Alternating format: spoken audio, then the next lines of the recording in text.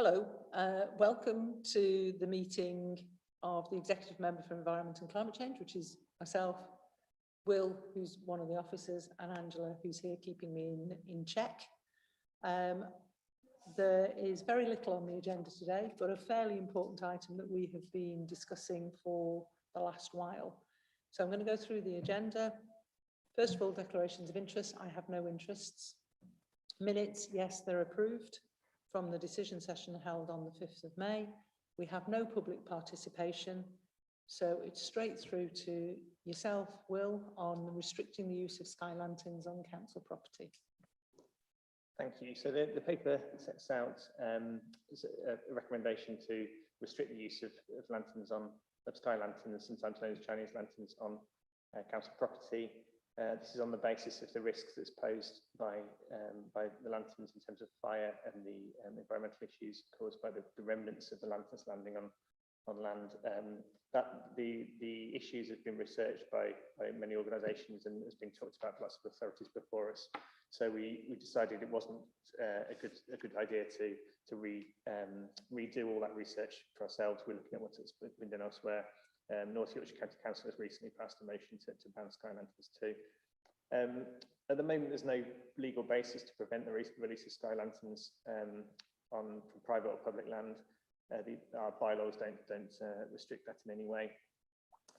So the recommendation essentially looks to use existing powers through our contractual and tenancy arrangements. So for new lease and tenancy agreements we went into, we would put in a clause that restricted the use of those lanterns, and also through council sanctioned events that are held on council land. We would seek to ensure those events contracts didn't allow the release of lanterns. In terms of the impacts, we've not really identified any significant impacts on people by banning them, apart from the obvious restriction on being able to release lanterns.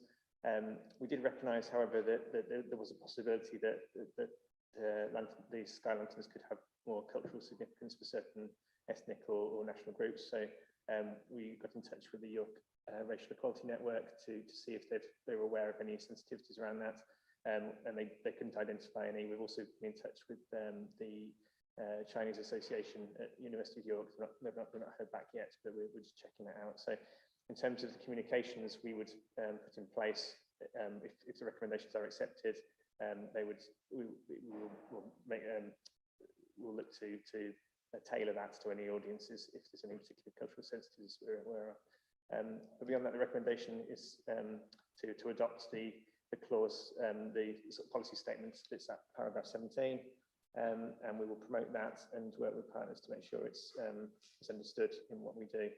But I think it's fairly self-explanatory beyond that. So thank you.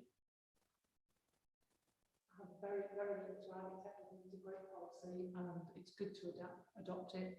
And I fully adopt all the recommendations in the paper. I'm just always using the wrong phraseology. So yes, paper agreed, paper adopted. Many thanks. Thank you. And with that, there is no urgent business. So number 5, there is no urgent business on the agenda. Angela's keeping me nice and straight again. And with that, the meeting is ended. Many thanks.